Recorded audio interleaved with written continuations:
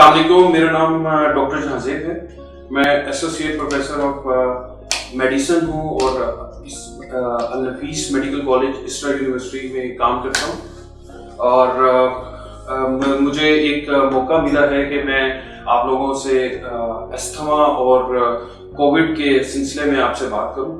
تو اگر جیسے کہ ہم جانتے ہیں کہ استھما جو ہے وہ خاص طور پہ جو پنڈی اسلام آباد میں جو ہے یہ ہمیں مسئلہ، اور جیسے جیسے پولوشن بڑھ رہی ہے اور سردی کا جو موسم ہے تو استھما کا پرابلم جو ہے وہ اس موسم کے اندر جو ہے وہ کافی ہمیں مریض استھما کی مسئلے کے ساتھ دکھاتے ہیں، اور ان کی پرابلم جو ہے وہ اس موسم میں ان کو اٹیکس ہو سکتے ہیں.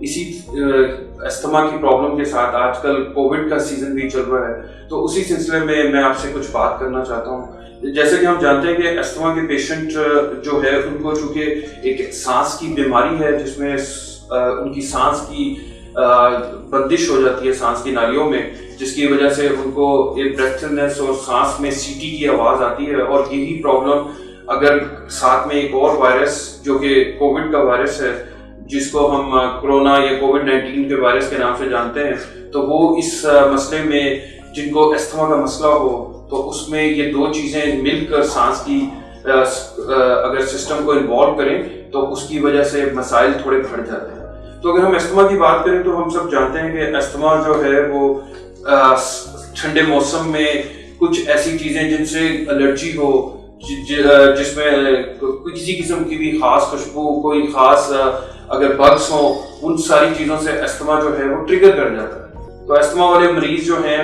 ان کو جب سانس کا جو مسئلہ ہے وہ اس کووڈ کے میں جو ہے وہ کافی پریشان ہے کہ ان کا اس وجہ سے، تو اس میں ان کو کوئی خاص ایسا احتیاط کی ضرورت نہیں ہے. کرنا انہوں نے وہی ہے، احتیاط وہی ہیں جو کہ ہر ایک کے لیے، جیسے کہ ہم جانتے ہیں کہ پریونشن از بیسٹ کیور. تو آپ لوگ وہی جو ہدایات آپ کو دی عام لوگوں کے لیے وہی کرونا والے مریض کے لیے، کہ ان لوگوں نے سب سے پہلے ماسک کا یوز کریں، سوشل ڈسٹینسنگ کو مینٹین کریں.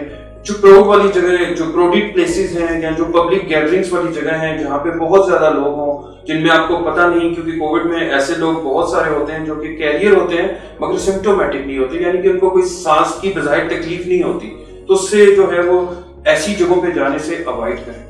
اب خاص طور پہ استھما والے مریضوں کو کن چیزوں کا خیال رکھنا ہے ان عام احتیاطوں کے علاوہ جو کہ آپ لوگ کافی کچھ، کیونکہ پچھلے ایک سال سے یہ مسئلہ چل رہا ہے تو جان چکے ہیں.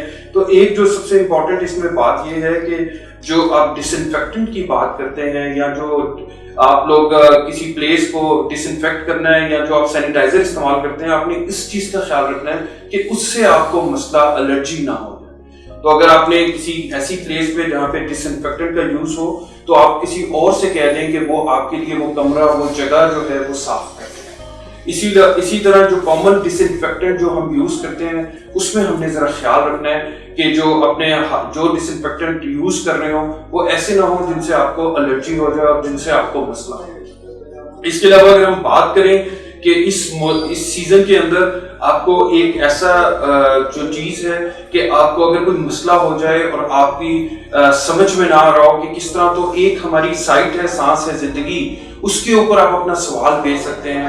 اور بہت سارے جو استھما کے مریض ہیں ان کو اپنی ٹریٹمنٹ کا پتہ ہوتا ہے، جس طرح کہ اس موسم میں فلو کی جو ویکسین ہے اس کی بڑی مدد مل سکتی ہے. تو جن لوگوں نے فلو کی ویکسین نہ لگوائی ہو تو اپنی فلو کی ویکسین بھی لگوا لیں.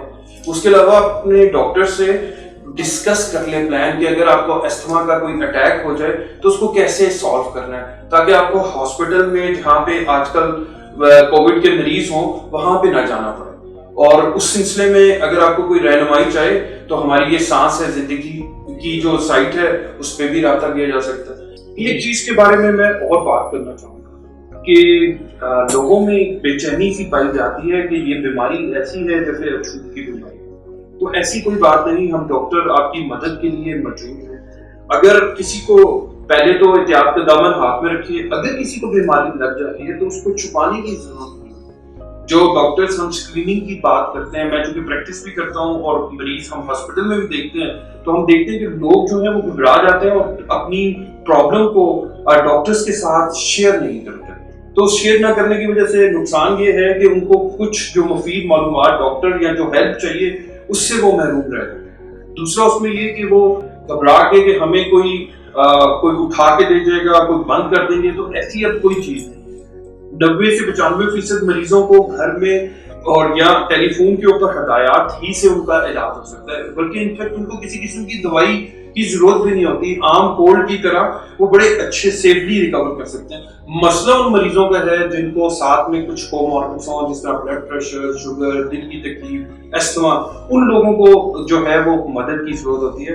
اور وہ اس میں ان کو اگر وہ اپنے ڈاکٹر کے ساتھ ان کنسلٹ رہیں, آن لائن بھی ہم آپ کو ہیلپ کر سکتے ہیں, کلینک میں بھی کر سکتے ہیں. تو ایسے والے جن میں کمپلیکیشن میں جانے کا وہ امکان بہت کم ہے, تو